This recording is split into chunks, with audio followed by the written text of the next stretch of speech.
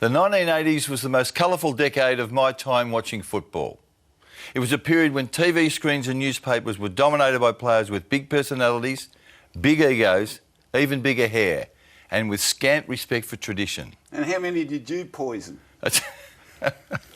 A time personified by a unique character named Mark Jackson. Jacko, to you?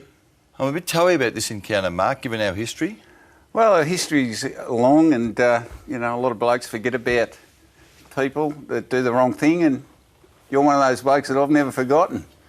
Why? Do you want to share with me why? Well, you're a pollutant. You're a pollutant? Yeah, you're a pollutant. You're a toilet-trained AFL jerk media journalist. That's all you are. You're a pubic hair. That's all you are. Mike, let me tell you, explain. Anybody, after their father dies, after a tribunal hearing, right, and then blames you for bringing on the stress, do you reckon you'd have a nice word about any of these journalists? You wouldn't. Did I say that? Well, listen, amongst other things, there was other things said, and yeah. OK, let's talk about that. You've raised it. Your father died on the night you got suspended for... Was it 8 weeks? Yeah. For the Lee Matthews incident. Yeah. Okay. Lee Matthews incident. He's the one that got charged by the police for assault for breaking the bloke's jaw. He's the one that went to court and dogged me and said it was my fault. Well, listen, I wouldn't do that to somebody, right? Hang on. And since then, right, he's gone on to coach four AFL grand finals, which I never played. Premierships, yeah, winning, yeah, whatever, right? At the end of the day, what did the AFL actually hand down as a result of doing that? The only player ever at that level to hit somebody and get charged for assault on the ground. This is about you, Mark, not about Lee Matthews. No. It's about an issue that happened in the 80s, right? Yeah. 1985. Which reflects on me badly. But right? you whacked 3 blokes that day. Doesn't matter who I whacked, they were all looking at me. It doesn't matter. No. It's irrelevant. You don't blame Lee Matthews for what you did. I don't blame any of the blokes I hit. Well, they all had it coming. It was Hawthorn. You introduced Lee to this discussion. You were rubbed out for 8 weeks because you smacked Chris Langford twice, Gary Ayres and Chris Mew. Yeah. Well, what's that got to do with Lee Matthews? Yeah, because they were Hawthorn, mate. Look at the colours.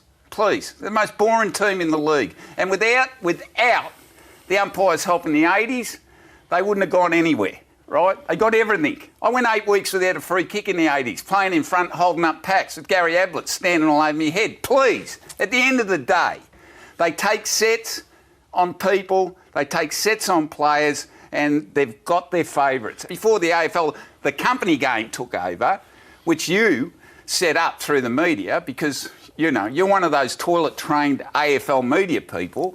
Is this job is this job your payoff from the job you did, by poisoning everybody out of the game, the Carmens, the Kings, and writing filth about blokes that affected everybody's families?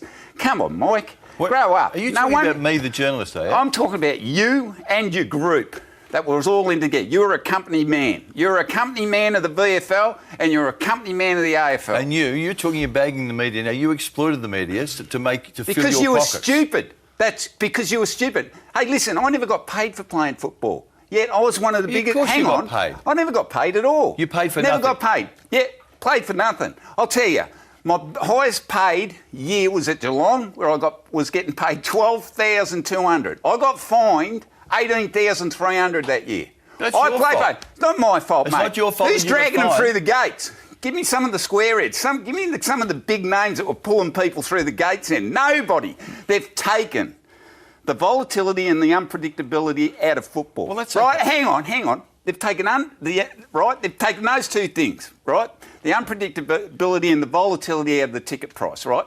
You've got all these players on big cash that'll sign on, but you'll have a frontal lobotomy, you'll have no personality, and you won't give anything to the crowd. So, apart from growing big muscles and being able to run fast. So this is coming Speed and confusion. This is coming... Listen, Speed and confusion. My turn. You haven't got a turn. This is my show today. This is coming from a bloke who says he never watches football. Never watch footy. Well, how do you know what's happening? People tell me, because I see. Hey, listen, unbeknownst to you, I do 70...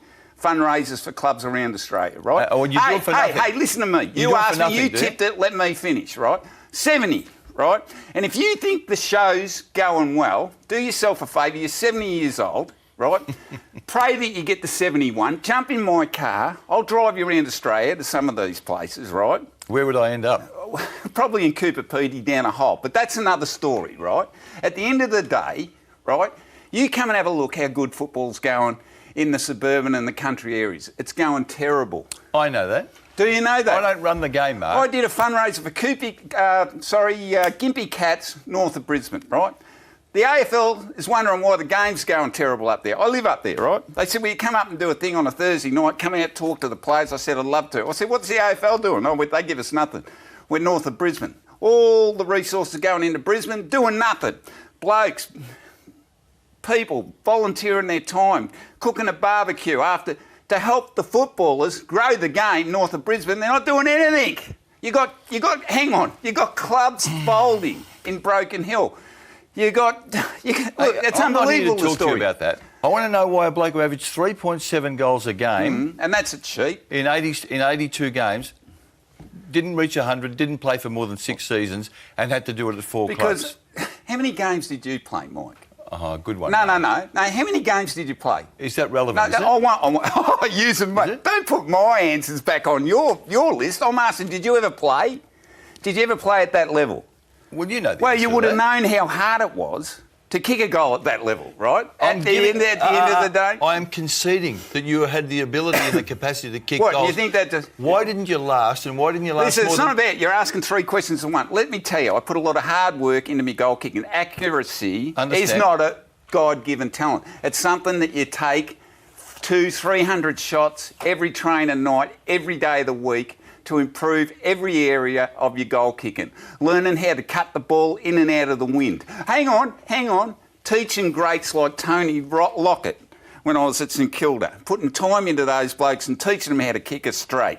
Kick it against the wind, how to cut left and right, just like a swing bowler. How many steps to take off, like a fast bowler knows, and comes within a fraction of an inch of that crease, right? It's the same with goal kicking. And when I see these punks, these false alarmers, playing in these, they take a mark 40 metres out, turn their back on the goal. It's just insulting to the blokes like the Dunstals and the Locketts and the Avlets. It's just Jacksons. insulting. Okay. And myself, with an average of 3.7 goals a game in terrible sides. Let me ask you again. If a bloke's capable of kicking 3.7 goals a game... Now, before I... let me ask the question. These are the averages for a couple of other blokes we know. Buddy's averaging 3.2. Tommy Hawkins, 2.02. Tex Walker, 2.3. They're false alarmers. You've averaged much better... They're false alarmers. ...than all those. No, but they're false alarmers. Well, how come 4 clubs gave you the flick? Well, let me tell you why 4 clubs gave me the flick, right? I was at Richmond. I would never have left Richmond, right? I started off at South Fremantle. I played a year there. There was a bloke in my position. He had a bad training accident. And did you cause that? Yeah, I did, but it was in my position. He was out for the season, right? I'm sorry, but that's the way I was taught at Richmond, right? To take out the bloke in your position? Of course. You train how you play. That's what they said. And if Graham Richmond confronted any of the junior kids, didn't play by those rules, you get the bullet straight away. Bad luck. That's how I was taught, right? I come back to Richmond. Tony Jewell wouldn't let me train within 100 metres of Michael Roach. They keep me in as an emergency after kicking a record in the reserves, right? Going into that grand final. 1980. Yeah, right? Then they turfed me off to Melbourne under Ron Barassi, super coach. So couldn't Richmond... coach pigs to be dirty, and I'm not the only one to say this. I did a fundraiser at Tugan Surf Lifesaving Club with one of the greats of rugby league coaching. He was there, he was doing a talk, I won't mention his name. He said, I did a coaching clinic with Barassi and my thoughts were exactly the same as yours. So it's not just me. That's sacrilege, mate. You're attacking an No, icon you're a Melbourne of the game. supporter. Melbourne supporter. Listen, no, I'm not. Listen, Melbourne, put your tie on and your jacket and go along to the footy. They've got no guts. They'll never do any good because they've got no guts. We're talking about Ron. No guts. You've attacked Ron Barassi. Listen, I don't care. This is my opinion, right? Yeah. This is my opinion. I'm allowed to say what I like. This is my opinion. I'm not asking everybody to agree with me. I'm not asking you to agree with me just because you're a demon through and through. Let's put Ron Barassi. If this bloke, in your terms, couldn't coach a pig to be dirty. Not in mine. The best coach I've ever experienced. Mark, can I speak? I don't like the way you. I just don't like you, Mike. Well, I gathered that. You kicked 76 goals in each of your 2 years at Melbourne in a bad team. Well, either you're a very good player or Brassey's a very good coach. Well, yeah, how good a coach was he when he was on a multi-million team to turn that club around, right? Healy and I put on 150 goals in the bottom side, right?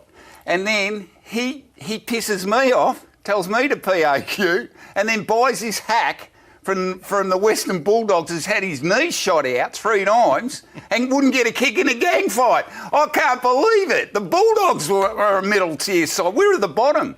But why would you break up a 150 goal partnership? Yeah. I mean, why would you do it? But I want to go. Can I go back to the original in a bottom question? side?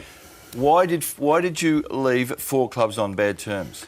Look, I couldn't give a shit. I went on 60 Minutes and I said I was a football mercenary, right? I went... But you left because they told you to go. Listen, they treated us like cattle, right? They treated us... Once you're gone, you blokes got hold and finished us off. We're all in the wilderness. It wasn't going to happen to me, mate. I was born on a building site. My father was a trade union leader. I've been through it all, mate. The good, the bad, and I could play you blokes on a break. And that's exactly what I did.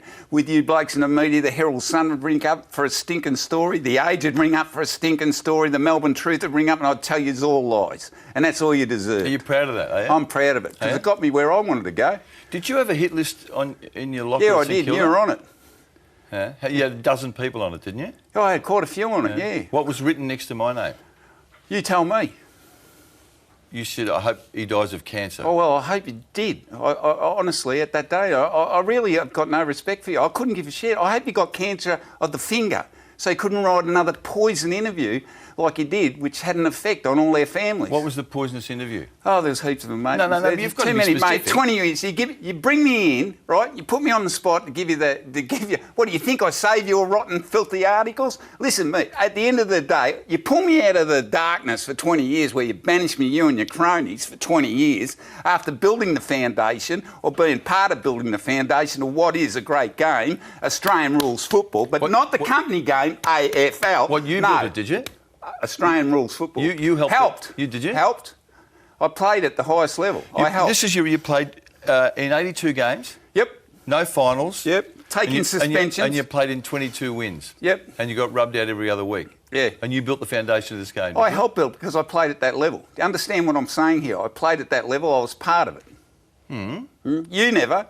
Where were you? I didn't profess to play at that level. Where'd you play? Under 19s in some dirty, rotten grease up the pole at one of these media organisations, and then you sit there, you've got the gall to come and question me about my career and the blood and guts and the hours I put in at training? You're kidding me, are you? So you're not entitled to be an observer if you've watched... Observer. As long as you don't get personal in your interviews. Good and bad, Did I get no personal? problem. Yeah, you did. You did, many times. Why don't you explain yourself? If you're making these accusations, why don't you explain yourself?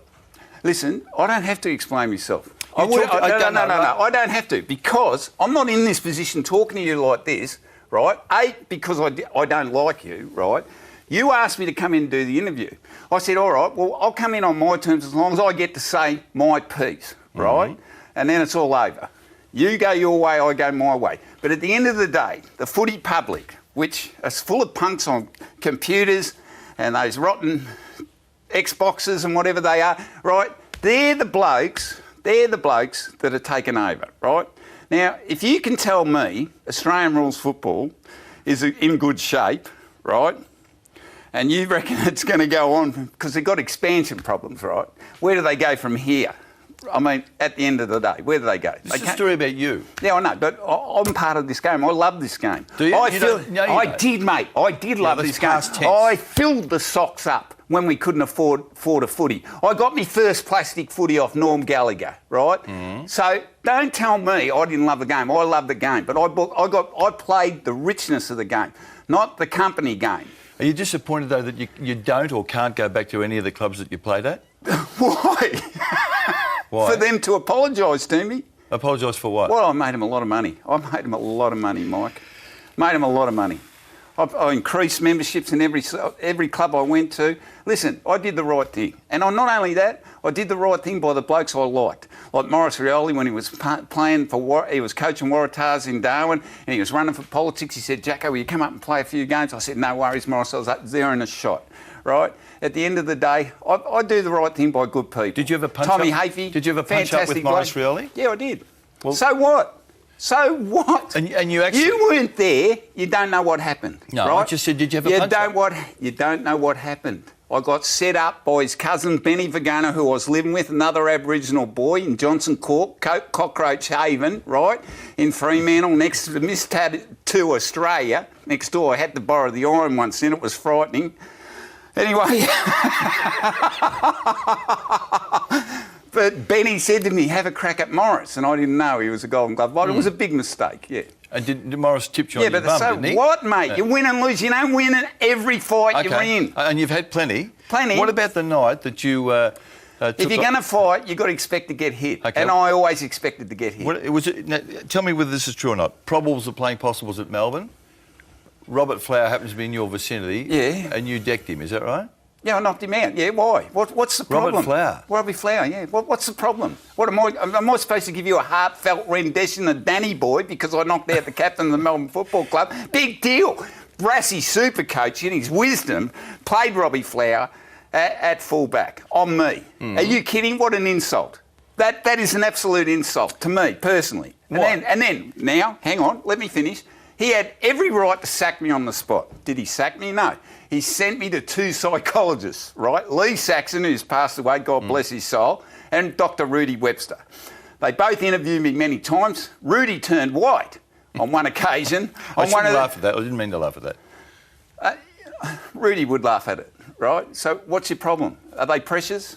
So even your teammates in that practice match turned on you. Who cares? So Who the cares? entire Melbourne The list. bottom side, they're all playing for themselves anyway. Who cares if they don't like you? I was a scavenger. I could kick a ball. I only needed 4 opportunities a day.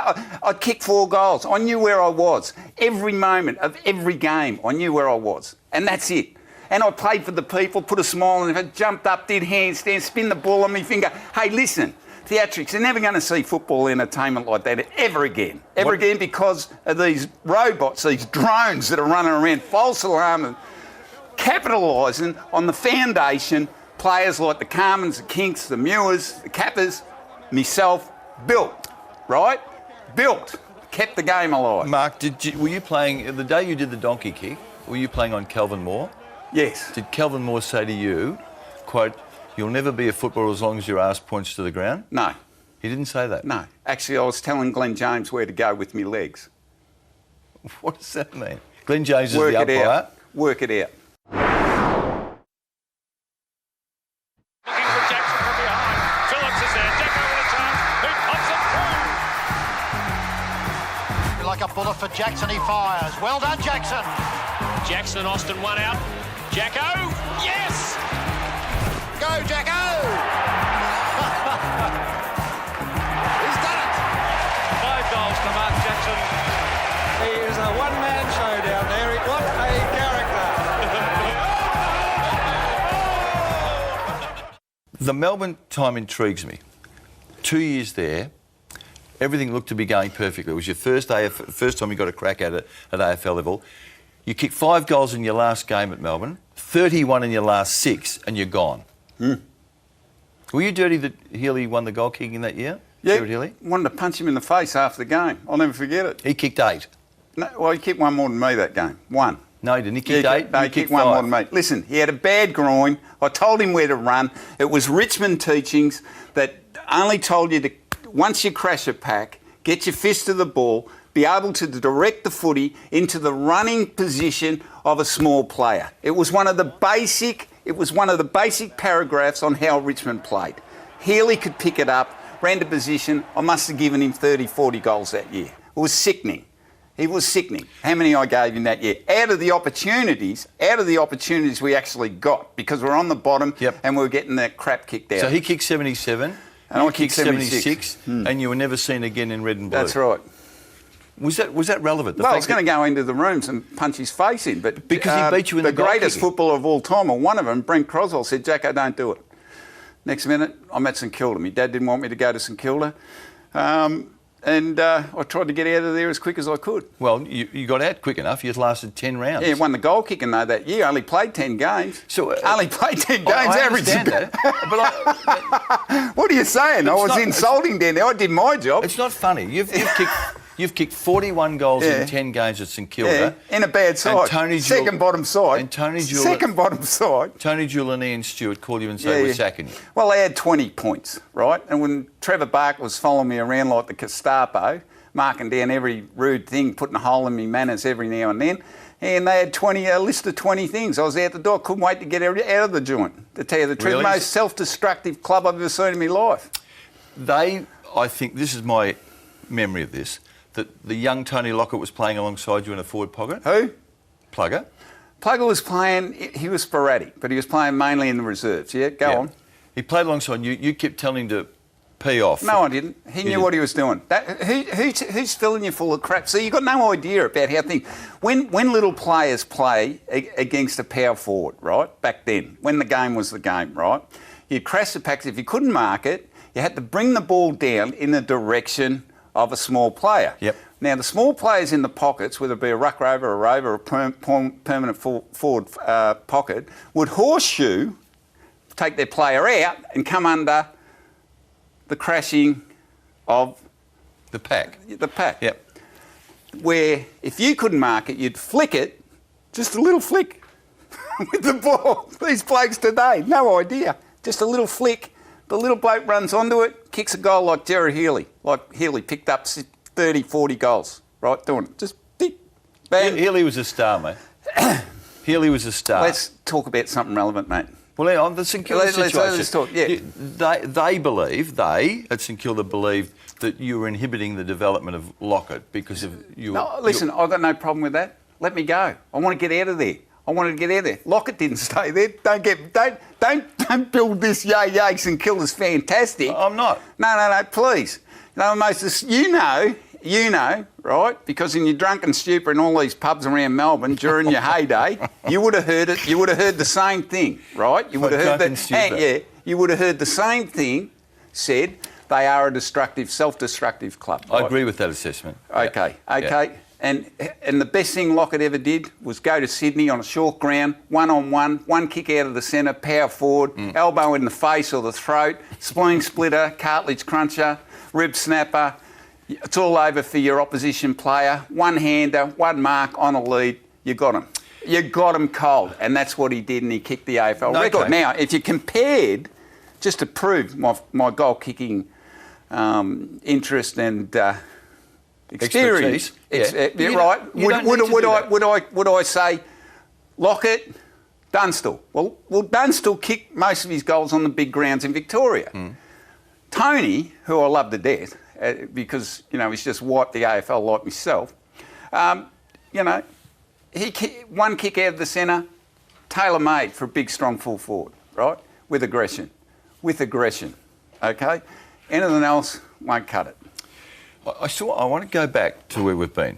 Your record at Melbourne was outstanding for 2 years. You go to St Kilda, you're 10 weeks into your second club at senior level, and they call you in and say, we don't want you. Good luck. Goodbye. Thank you.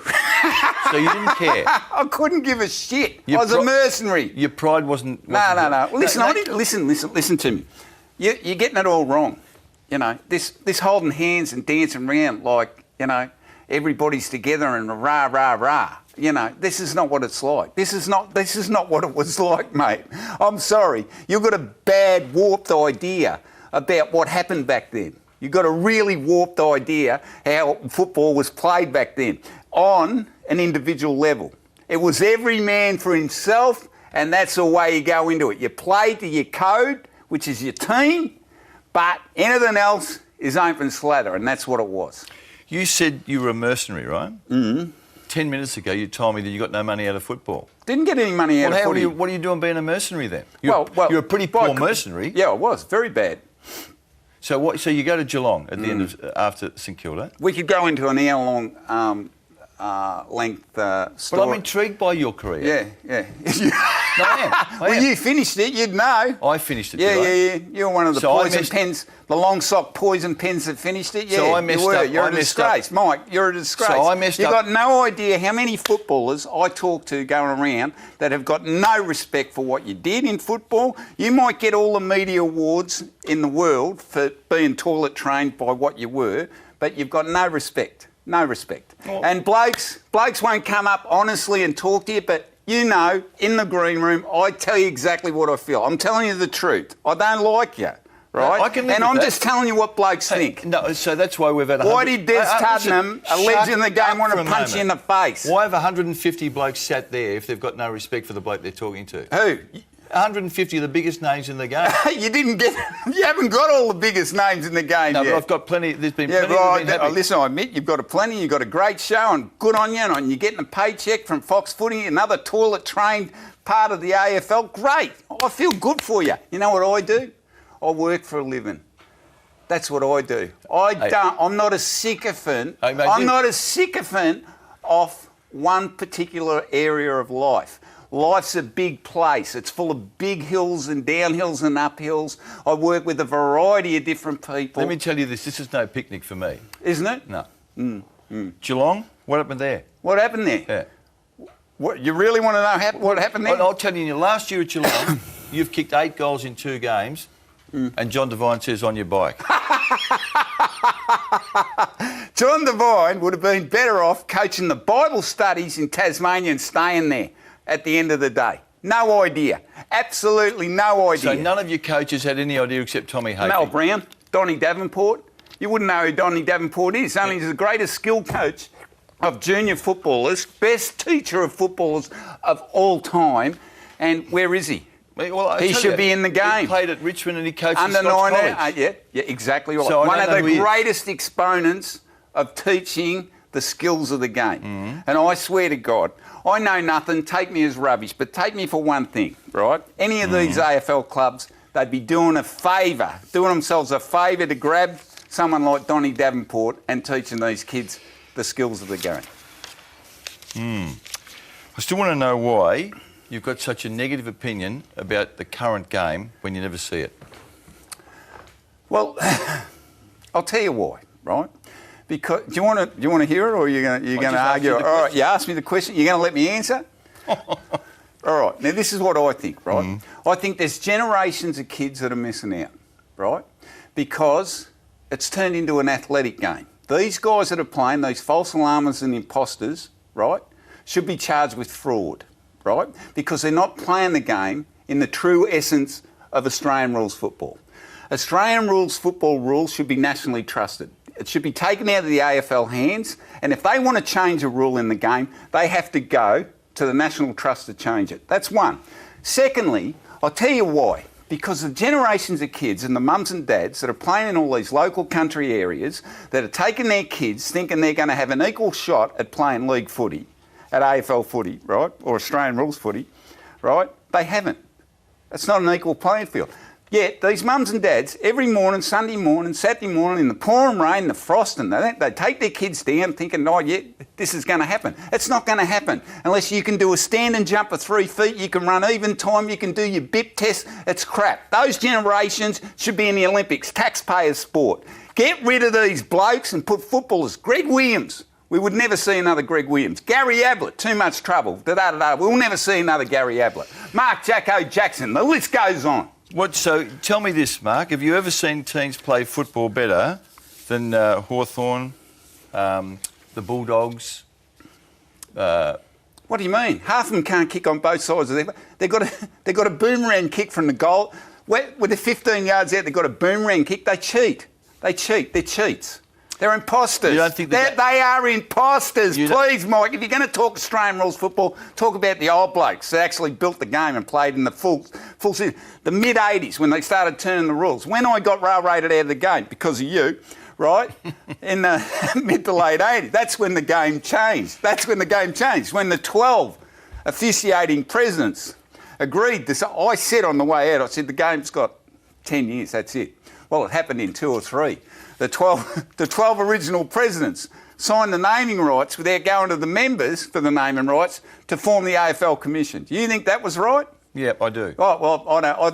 And a lot of people think it was wrong because it should have gone to the members as a vote, right? You writing the poison pen, oh, these clubs are going broke. Fitzroy, Sydney, they own 1/12 of Waverley, right? They own 1/12 of multi-million-dollar real estate at the worst.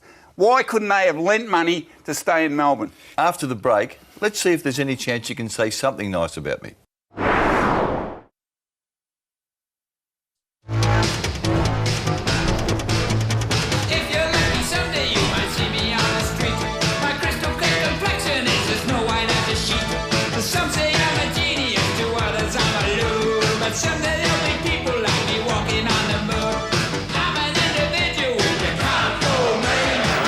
Brothers Circus need a new clown, maybe you can get the job.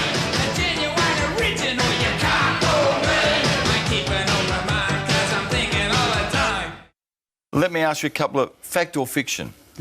Did you put a lighted cigarette in Lindsay Fox's pocket? Yeah. You did? Yeah, funny too it was. I wouldn't have thought Lindsay would have thought No, it he was didn't. all that funny. Never forgave me. He didn't? No. Did he forgive you though? Did you not write a letter to him when he lost one of his kids? Yes, I did. And he was moved by that? I don't know if he was moved or not. Did but he not contact you? I wrote that from the heart, yeah. Yeah. See, the people who are on your side say that this is all bravado and that deep down there's some substance there and you care. But you wouldn't want us to think that, would you? Sorry? You wouldn't want us to think that this perception that this... You asked me to come in here and speak truthfully. I don't have to get a value opinion from you on what you think. We're talking to the people out there, right? Let's take you out of it, right? I'm telling you and answering you these questions honestly, not for you, right, because I don't like you. Have I You've mentioned said that. You've yet? said that Yeah, 100 right? times. I'm talking to the people out there in television land, right? So they know the truth, what happened. Okay? Okay. What about the toilet roll story with Foxy? Is that true? Yep. So you put a toilet roll in his... No, bit of toilet paper that was stuck to me boot, yeah, and Right. lit it. Okay. Yeah, it was funny. He wouldn't have been all that happy with that, No, would he he? wasn't very, he was very, very disappointed. Why I've didn't seen he- Lindsay quite a few times Why didn't he since. sack you? Hey? Why didn't he sack Well, I you? don't think it was him that sacked me because my uncles, when he was just starting off, Fox, Cart and Coke out of Moorabbin, right? They were working for him driving trucks and stuff. So there was a bit of a family It was history down in St Okay, Kilda. okay. Yeah. What about, these are fact or fiction, right? I'm not saying they're true or not. Did you put a brick behind a brake pedal in Trevor Barker's car? Yep. You did. What do you want me to say? What do you mean? I got the sack over that was one of the points. Okay. Are you proud of that? What do you mean? Well, would you have done it again? Your time over Can again? I tell? Do you want to hear the circumstances around that? Yep. Well, I'm not going to tell you because it's a waste of time. Let's move on. Did you, and you were fastidious with your practice, I understand that. Did you go out early at training? Can you understand fastidious? Fastidious, Oh, yeah, okay. yeah. Fastidious? Surely this is not true. You used to get the bag of balls and go out and practice your goal kicking and kick them to a mate in the street? Yeah, your brother. What's wrong with that, mate? And he'd I take was them, paying, he'd take them and sell them at the market? Yeah. What's wrong with that, mate? I was paying for a pit and stand there. Please. Money wasn't the issue. I already had a hit record, number one, right? Number one for 6 weeks, right? From footy, all right, you writing stories, gave me the opportunity. But I had the knackers to do it, right? It didn't win me any friends. Wasn't expecting to win any friends. Wasn't expected to play for 40, 50,000. Wasn't expected to get walked over by country blokes walking in over suburban blokes. Wasn't expected to get big money in front of these big interstate blokes that would come and rape the VFL and then go back to their home states. And then when you're travelling around promoting your record, you read the paper and this bloke's bagging the shit out of the Victorian Football League, right? I mean, it was sickening. It was absolutely sickening, right? When you do these sporties, Mark... It wasn't about money for me. You don't get paid when you do the sporties? I get paid, yeah. How much do you get? None of your business. How much do you get paid? Not much. Well, I get not much you were either. going around with... Chopper Reid was one of your... Sorry? Chopper Reid was one of your colleagues? Listen, we're not going into that because you haven't got the experience, you haven't got the mental capacity to handle a conversation, so let's move right on, Mike. You've got no friggin' idea. Actually, this is probably a silly question. Why on earth would you have come in here to talk to me when you've got such a low opinion of me? You asked me. Yeah, but some other bozo in the street that asked you that you had no respect for. Don't start crying, Mike. I'm not Don't you- crying. Mike's got a tear, ladies and gentlemen. Mike has got a tear. Hey, I'm a big boy. I've had plenty of Yeah. arguments with blokes No, before, you mate. haven't, Mike. Not like this. What's your proudest achievement directly on the footy field or related to football? Well, look, my toughest footballer ever was a guy named Ray Price. Played for Parramatta, right? The only football autograph I've ever asked for, right? And Ray gave it to me. I did a show up there promoting. Second one was getting asked by Jack Hamilton to be the ambassador for Australian rules football through North America, right? Whether Jack offered to send them all the superstars, but they specifically asked for me. I wonder why, right? I get over there and tell lies to every editor, chief editor in every newspaper throughout North America and get Australian rules football on the front page, right? It gets moved from 2:30 in the morning on TSN, the Total Sports Network, to a reasonable time of 8:30 on a Sunday night, right? I did a lot. I did my share for the game, right? The game gave me a bit, but I gave a lot back, right? Stuff that you don't know about, you obviously haven't done your research about, right? So that's where it lies.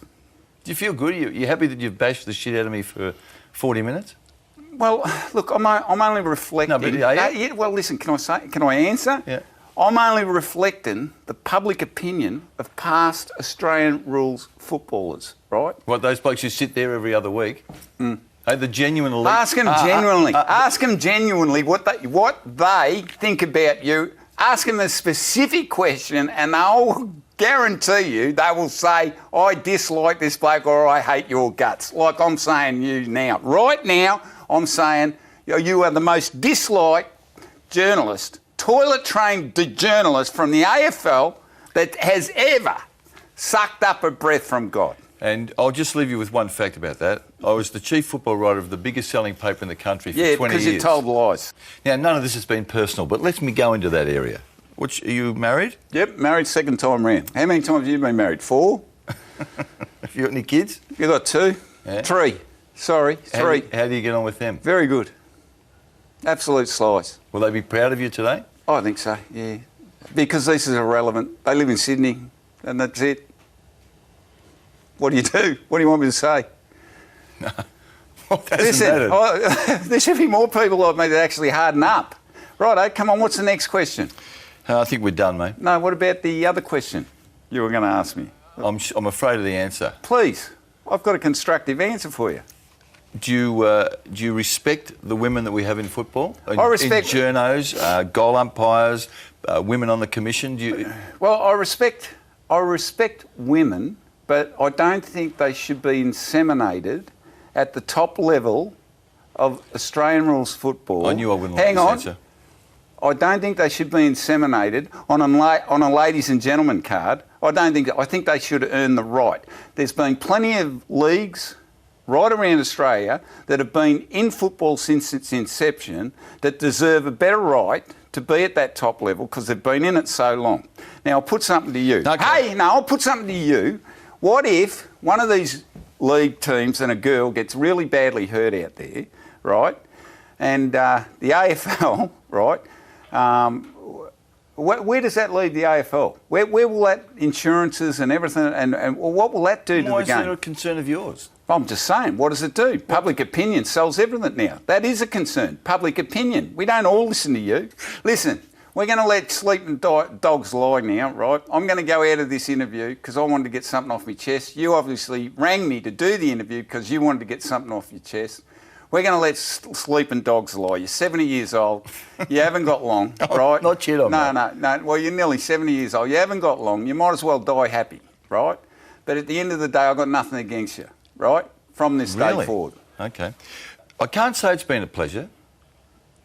It's been interesting, but I can't say it's a pleasure, but we've done it. So let's do what blokes do.